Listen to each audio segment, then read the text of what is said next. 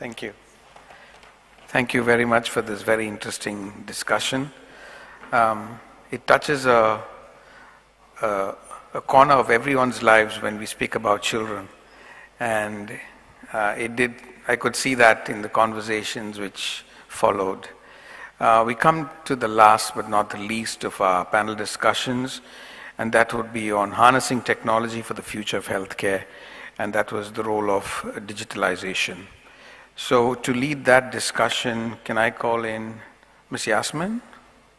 She would be the moderator for the session, and panelists would be Dr. Ronald Razmi, Dr. Ronald Razmi, Essam, and Dr. Jacob Sands. Right. So over to you, and we would have a half an hour discussion, if you don't mind, to wind up by about 4:35. After that. Yeah, my time would be 4:45. Thank you.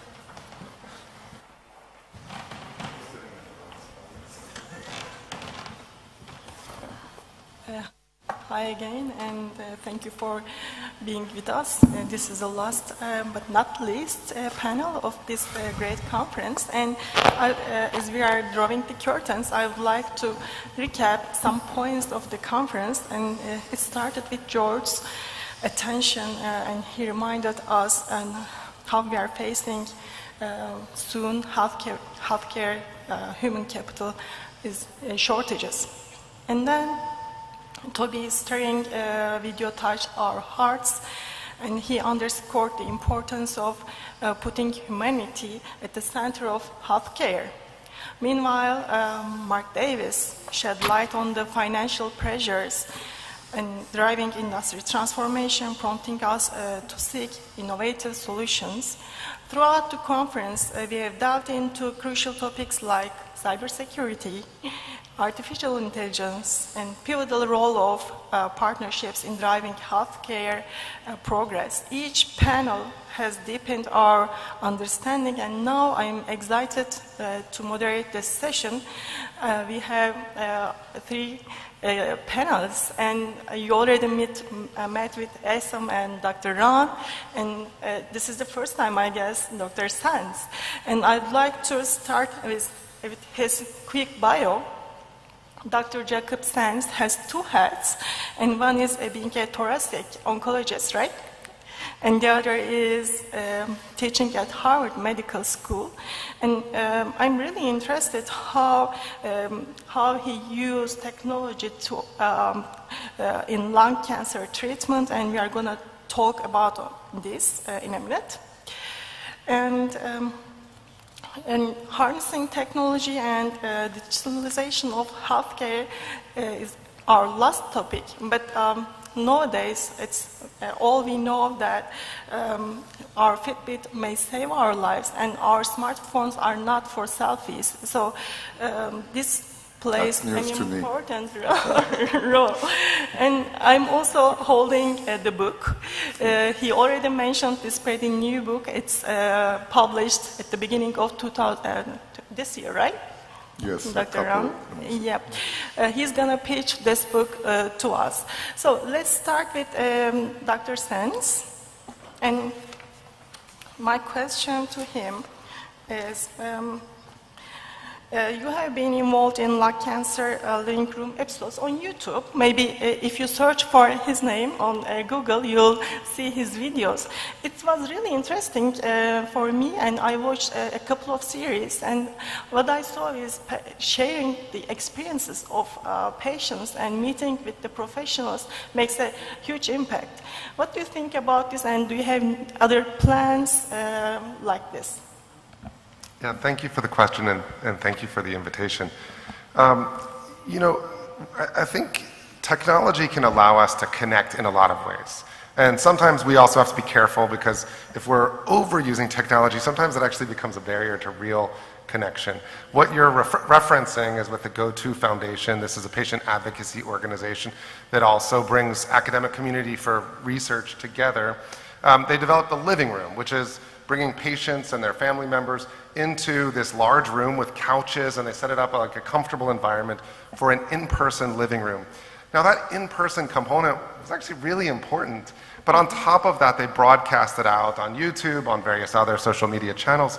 And I've been fortunate to be invited a few times, and within that, I found that there were people asking questions online where they were saying that the patients and family members were like celebrities to them. Yeah. Because by connecting every month, they really developed a community. Now, the people who were there in person were more a part of that community, whereas people watching they became famous to the people watching. But it became this core of a broader community. And I think for many patients, for many individuals with cancer, this can sometimes feel like a lonely thing for patients and for their families. They're struggling, and it's not everyone in their community is. But by then building ties with a community of others who are going through that process, it strengthens them in that process as well. And so the use of this technology has then enabled that living room to be more broadly shared. But it's not just broadly shared alone. That core in-person component is strong and is important. And so I think, to me, this is the great challenge in some of these technologies. It's like with social media. There are some wonderful things about social media. There are some challenging things. How do we utilize this technology to build the actual core of the community rather than just dispersing broadly without having that real central core? How do we utilize the technology to make it feel like we're more in person rather than just bringing in more people, but without that same kind of connection? And in that go-to living room, I encourage people to, anyone in the lung cancer space, this is something that has become increasingly a resource for patients and families globally. And it's a way to bring experts into that community to provide direct interaction with that global patient and advocacy community, as opposed to the normal them going to their physicians but not necessarily having direct interaction with experts in the field. Yeah, when I watch, I felt that we have been talking about how healthcare data is sensitive, but people are willing to share their experience, and it creates promise for the other patients and other caregivers. So it plays an important role, I think.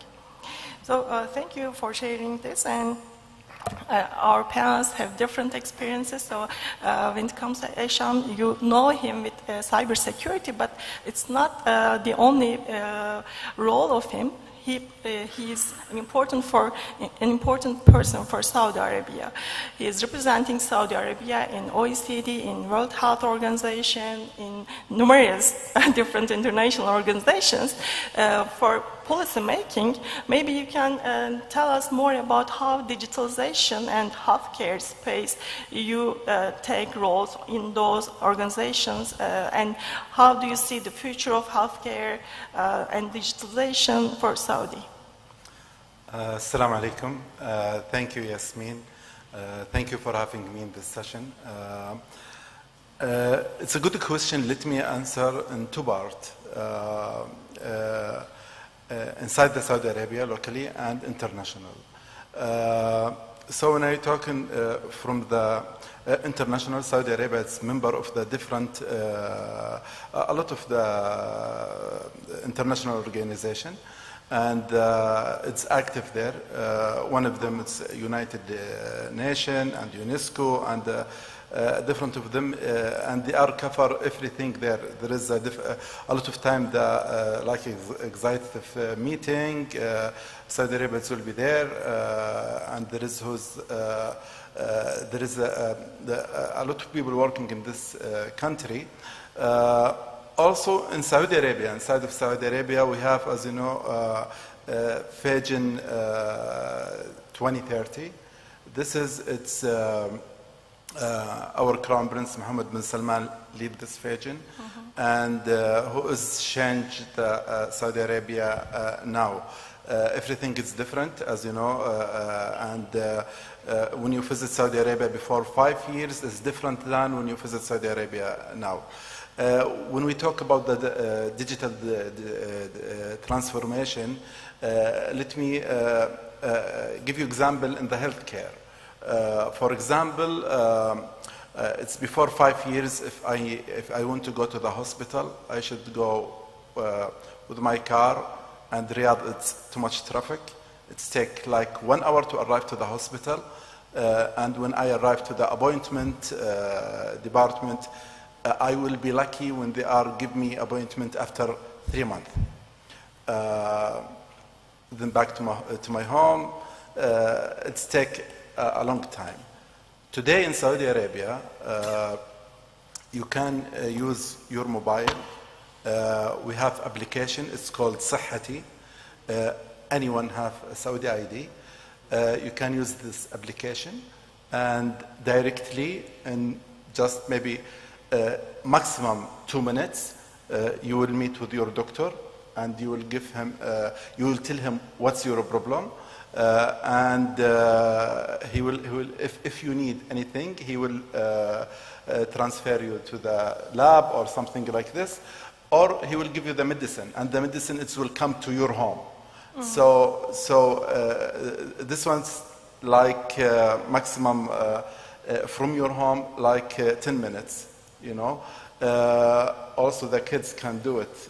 In my home, my daughter, my son, it's do it by the application, meet with the doctors. So now in Saudi Arabia, everything is different. We believe the digital transformation, it's our goal, it's under Vision 2030. There is a lot of example. I hope, by the way, everyone welcoming in 25th in Saudi Arabia, Saudi American Forum, it will be there. And if you want any advice or anything, I'm here, I can help you. Yeah, that's it. I hope I cover your question. And not only your life only change, but also the woman life change, right? Yeah.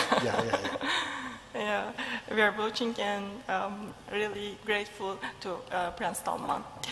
So, as I said at the beginning, today I have this book, and I would like you to pitch your book. And my question is, it's really, there's a dilemma writing a book on technology and AI because there's a rapid advancement. So if you had a chance to edit your book, what would you update? You know, first of all, my book is a business book. Yeah. So there are excellent resources. Dr. Topol has a book. There are books on the technical and the clinical aspects. All of that is in here because you need to write about the use cases when you're writing a book. But the gap in the literature about technology in healthcare, digital health, AI in healthcare is about building businesses and making good investments that expedite the adoption of these technologies. So I gave a little introduction of myself as a cardiologist and McKinsey consultant and a CEO of a digital health company because I wanted to sort of set the context of why I felt like there was a gap in the literature in terms of how do you expedite adoption of these technologies. And a lot of these technologies are being created and never gain any adoption. And the frameworks that I create here, the thinking process is going to be timeless. It's not going to change over time. It's going to be the same thing 50 years from now in terms of looking at the barriers and planning for those barriers before you build a product or you invest in it and so forth. So I would not update anything on this because trying to chase technology in terms of catching the latest development before you goes into publication is a fool's errand. It's going to be, it's going to be moving really fast. And I think on the second edition of this book in a few years, hopefully I'll have better examples for people who built the right applications, planned for the adoption barriers, and successfully launched game-changing technologies. And also, as a result, have created wealth and good investment opportunities. There are trillions of dollars being invested every year in retirement funds, people seeking return on capital to secure their future, to improve their lives. If that money is invested in good healthcare use cases that improve all of our lives, as opposed to, I don't want to belittle anything, but like crypto, I think the return on investment in terms of our quality of our lives, and in terms of actual return on investment, literal return on investment, would serve society much better. Yeah. And maybe we can skip to your role at Zoe Capital, because you are investing into companies, mostly AI companies. We would like to hear some examples that you invested and in use, in practice. First of all, I would say that I'm every entrepreneur's nightmare, healthcare entrepreneur's nightmare, because, you know, I've worn different hats, including having been a healthcare entrepreneur, so know what barriers are awaiting a lot of these entrepreneurs. So we look for technologies that are hard to build, because patents mean a lot in biotech, but they don't mean much in digital health. People can build the same product designing around your patent. So we look for products that are hard to build. One example of a company we really liked was a company that's developing indoor monitoring technology using radar and infrared technology. That goes in the light switch. It has full room coverage.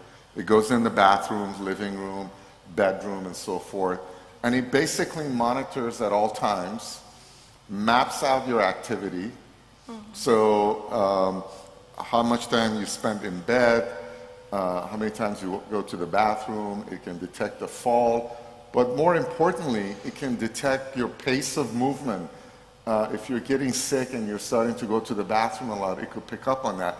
So the customers who are independent care facilities or assisted care facilities no longer need to go check on people. They can, the caregivers could check on their phone and they could see who's up, who's left the room to go eat breakfast, who hasn't gotten out of bed.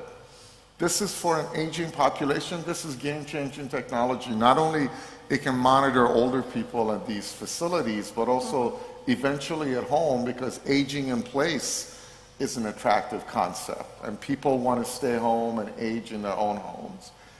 And if you have technology like this that's monitoring them, without watching them with the camera, nobody wants to be watched with the camera.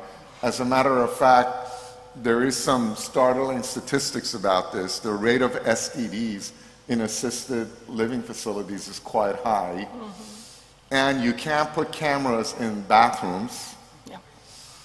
And also wearables, the experience with putting wearables on older people, it's been terrible. They drop it in the bathroom, they take it off and so forth. This is passive monitoring without anybody doing anything. It's very cheap to do. And it can solve a demographic problem that's getting worse every day. Yeah, and also when it monitors falling, it saves lives. Yes. Yeah. And we can continue with the lung cancer achievements. And is there any innovations in that field, Dr. Sands? Sorry, innovations in Innovations in lung cancer treatment, yeah. Well, so, you know, most of the innovations that we speak of are therapeutic, where we've had increasing biomarker innovations. Lung cancer now we think of as not just small cell and non-small cell, but actually in the non-small cell space is to find out quite a bit more. One of my colleagues at Dana-Farber identified EGFR mutation. This is now more than 10 years ago, and has been on the forefront of then devising technologies and treatments since that time point forward. So a lot of the time we'll get into these discussion of therapeutics. I trust that you mean more in the management and patient interaction and such. And the challenge here is that, you know, I spoke earlier in my first answer about the challenge of making sure we're keeping everything in person that we can and utilizing technology to be able to do more. The interaction with a patient is a very personal thing. And as we have computers and other systems, the challenge is how do we utilize those to take better care of that individual. We just heard an example of how to help monitor people, to help them be more independent, but it's helping with their lives. It's not some just electronic takeover of things either. So when we're managing patients, we need to make sure that doctor-patient interaction is front and center. You know, that my colleague I mentioned, who was the one to discover EGFR mutations and then be on the forefront of developing the technologies for that. Of course, within our institute, we have subspecialists across all different tumor types that have been involved in these types of things. The challenge is, how do you help that individual do more rather than water down the experience by just expanding out broadly? So we're very focused on that patient-doctor interaction. We're very focused on each of our fellows having direct patient, direct attending interaction, really at the core of everything. But there are exciting things on the forefront, I think. Mostly right now, probably for research, a colleague of mine has developed a neural network. So it crawls through our electronic medical record while also inputting automatically all of the genomics data. So as I mentioned, in non-small cell lung cancer, this is particularly important. The system will auto-identify when a patient has progression. I will get an email that says, such and such a patient seems to have progression. They also have this genomic alteration and therefore qualify for these clinical trials that are available within the institute. And so it's that kind of technology that can help the clinician provide better care, that can be utilized in a research setting. And those are the types of technologies I think that are most immediately impacting care. As I've said, I hope I've been very clear in my repeated of, we need to make sure we're not losing that human touch, that basic closeness. That's a good point, because EHRs, I mean, I'm a physician. When I go to see my own doctors, I see they're just typing. Yeah. And I pay close attention to see if anybody makes eye contact. It's been a long time since I've seen a physician who paid any attention to me or looked for clues of what was going on and so forth. They're typing. I mean, this is what we've done. We've brought a poorly designed technology to collect data. It was necessary, 100%. But when you're bringing technology to physicians or clinicians of any kind, their skepticism is justified, because they've lived through the experience of EHRs, which created work for them, keeps them from focusing on the patient because they need to capture the information. If you leave it for later, you may forget key details. So we can't expect to show up with something, calling it AI or digital, and have you and expect them to immediately embrace it and say, yeah, give me more, please, may I have another? They are going to be skeptical, and we need to bring it and convince them that this is actually going to make your life easier and make that quality. That's a very, very good point. Eventually, this stuff needs to get to a point where it frees the doctor up, not create more work for them. Yeah, and so I'm the oncology medical director of our International Patient Center, and part of the use then is how do we take our experts that I've described and have a more broad reach without watered down. So we have particular partnerships, for example, with institutions in other countries where we have a shared tumor board where they will have these experts as a part of that tumor board. But we pick and choose very consciously about that. It's not just a broad, how do we get all these institutes or grow exponentially, but rather a focused, keep everything at the core of expertise, and in a focused way, how do we expand that out to have more of a positive impact globally in a really careful way. Great points, and it has been talked always, being human-centric is critical in all the studies, so maybe even we should focus using AI on getting the burden from physicians instead of maybe creating models for AI. So this relates me to another role of yours. You are teaching at Harvard Medical School, and how these innovations and also keeping in mind being human-centric is really important, affects the curriculum. Maybe you can compare the curriculums of today and your education times. Well, I think right now the curriculums are still very personal. I think we're on the cusp of being able to do much more. You know, things like VR, AR, I think are not quite there where they can be used in a way that is going to be an extremely positive add to someone's education, but I think we're close.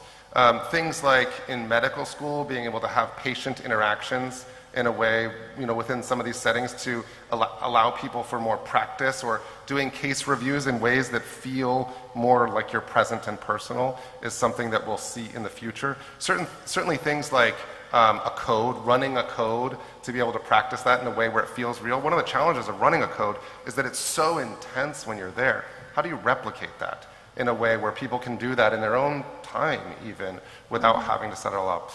Or procedures. Interventions, these kinds of things are the more obvious setting. But I expect this will have a more far-reaching impact within our care and within our training as we go forward. And again, at the core of that needs to be that true mentorship, that true personal interaction, and not just a rush to automation. I think in a lot of fields, you know, when we see tech and companies that really grow big, they grow through being able to scale up in an automated way. And we have to be very careful that we don't automate up our healthcare system, that institutions are not just automating up, but rather maintaining that human touch and human interaction and mentorship as well at the core of all of that, and using tools to increase our productivity to a certain point, because you have to maintain that mentorship and that interaction at the core of everything, that expertise. Yeah, thank you for sharing. It's really our future. And my final question is to you, Essam, and can you please share your experiences at G20?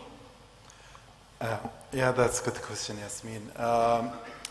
I just remember when we start working in the G20, as you know, Saudi Arabia is member of the G20. It was in 2020. And when we are hosting in Saudi Arabia the G20, it was interesting and exciting for us, and we are prepared everything. And everybody know what happened in 2020. It's COVID-19. So it was like a good. It was good for us, you know, because we was ready for the pandemic. We have a virtual hospital, we have a virtual school, and everything we are ready. And the big challenge for the meetings with the leaders, you know, the leaders, it's one time it's happened in the G20 for the leaders is meeting online. It's not happened before. It was in Saudi Arabia, and you know the challenge for this, for the attack, for the cybersecurity, and it was really hard for us. And after this G20, it's moved to a different country, now in Brazil hosting the G20. We are working with him also now under the declaration and everything for and there is a lot of things, it's in the digital transformation. So after 2020, what we have in the declaration in G20 is different than before. And it's if you check the declaration before 2020, maybe there is one point. It's about the digital transformation. But now, if you check after 2020, there is a lot of things. It's more than half. Yeah, it's a quick shift. Yeah. Okay, and audience, do you have any questions? We have only, I think, 4 or 5 minutes.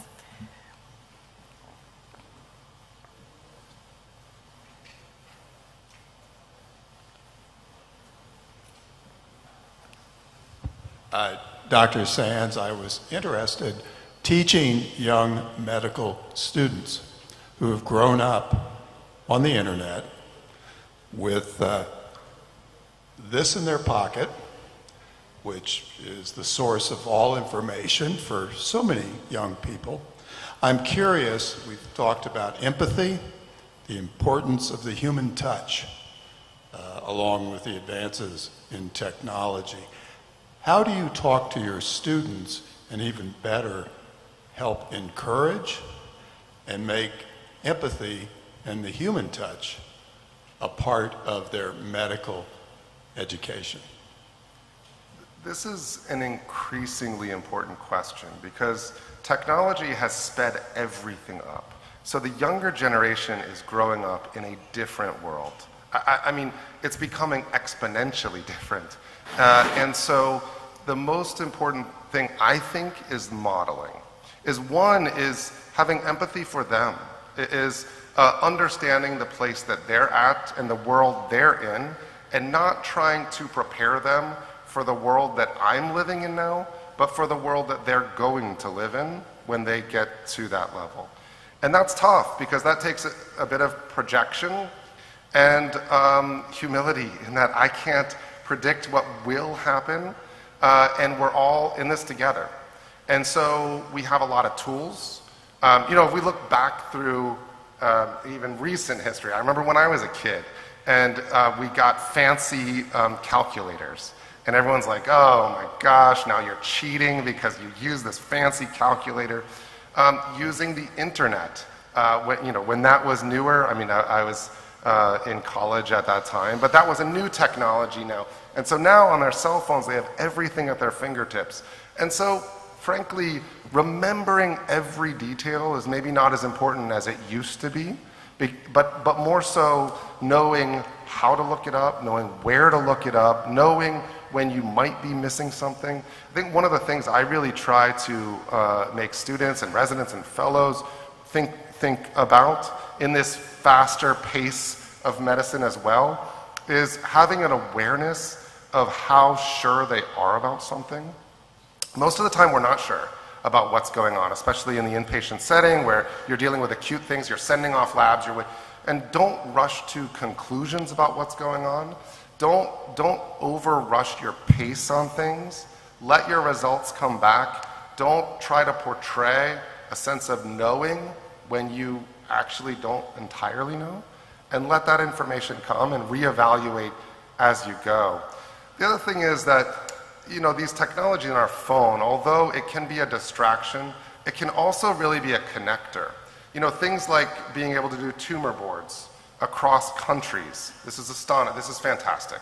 Obviously, it's not as good as in person, but it's harder to facilitate in person.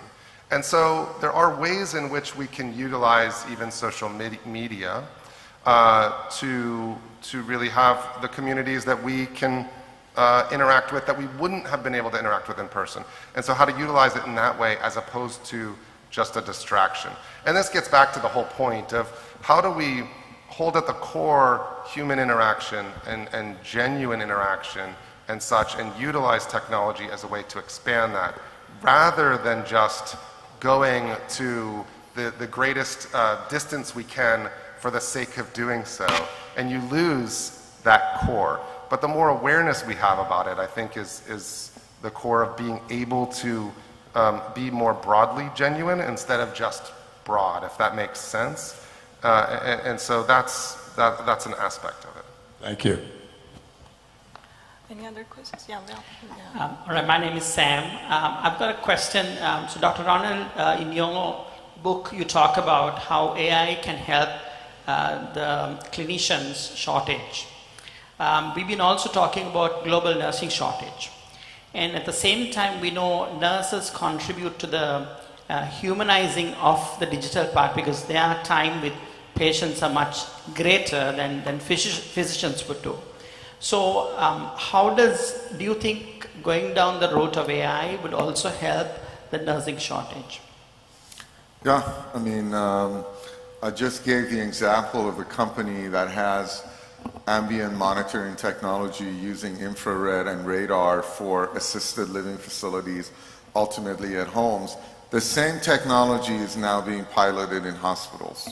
We had a smart hospital panel this morning, and that technology could be in a hospital room, monitoring the patient's movements. It can do basic vitals, such as heart rate, respiratory rate. So that could be a way to keep an eye on patients for the nurse and identify patients who do need a visit from the nurse. So I think in passive monitoring, and I keep mentioning that kind of technology because I think passive collection of information, which saves time for the nurse or the clinician, or avoids using wearables and cameras, that sort of thing, is the wave of the future.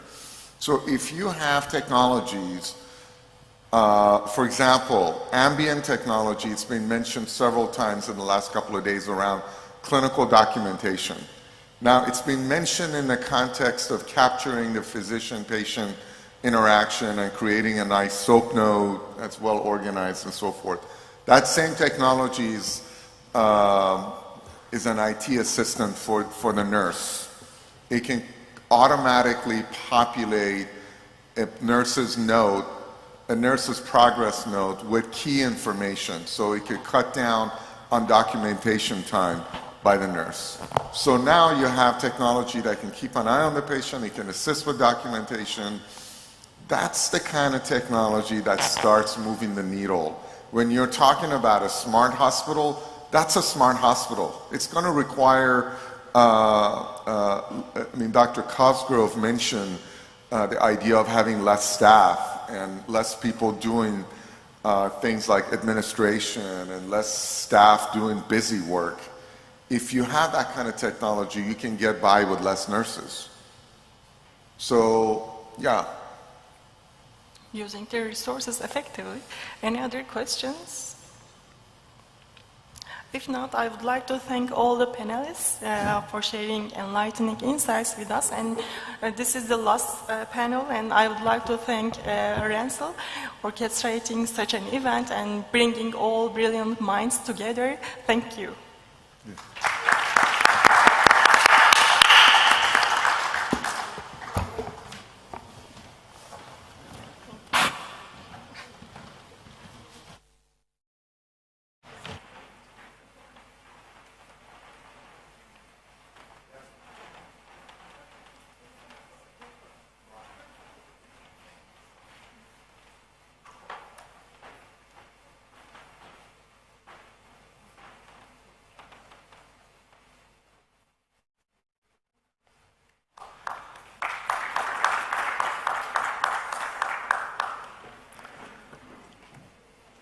So before